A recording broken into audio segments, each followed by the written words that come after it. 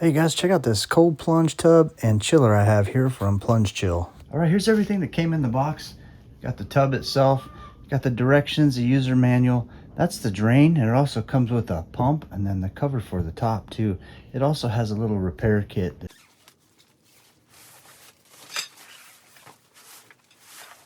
There's what comes in the bag itself too.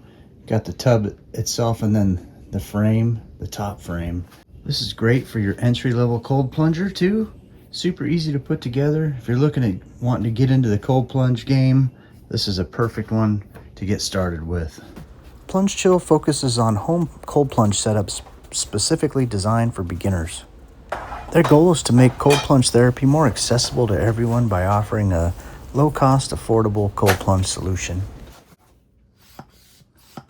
I'm just barely giving a little bit air so it can hold its shape, and then I'm going to go ahead and install both legs, one leg on each side, and run the hoops through the top of the T on each leg.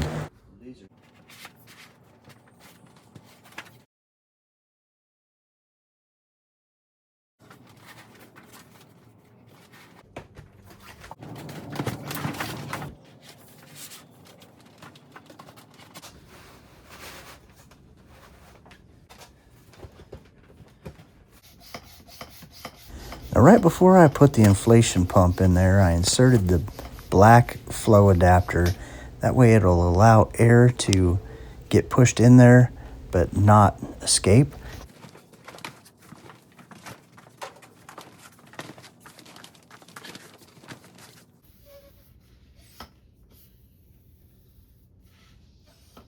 It also comes with a bag. You could fill this thing up with water and freeze it, and then have an ice pack to put in there for some extra chill. There's a drain right there in the bottom. There's a couple drains right here too. So I would use this drain. It's got a nice rigid frame to it. And then this is the inflatable part right there. Okay, this is the insulated lid for it. I'll go ahead and pump it up too, right there.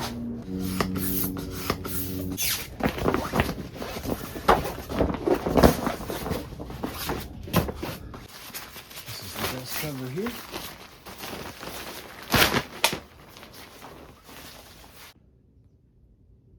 Now this here, you just hook up right to the drain down there, and it can expand, turn, move around, or you can shorten it back up. Okay, there's the chiller we got with it. Comes with the water chiller user manual. Got this piece here, little pump for the bottom, some suction cups right there, power cable, a couple adapters, a couple more, some valves, and Teflon tape or plumber's tape. It also comes with these insulated hoses here. Well, this is nice. It comes with these quick disconnect fittings here. That is everything that came in the box. Let's go ahead and get started setting this thing up. Okay, on this threaded and barbed fitting reducer, these gaskets come with it too, so that gasket's going to go right down inside there. That way it looks like this. You just push it down inside there. Extra set of valves here as well. I'll go ahead and thread it right in here.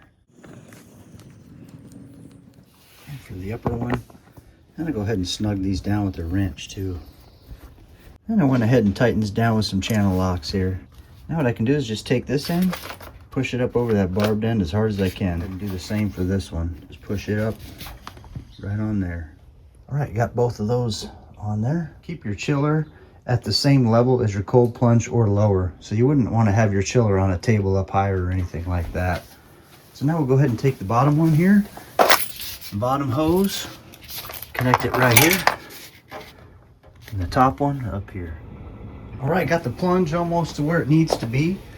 Yep, I'm just past that top line there.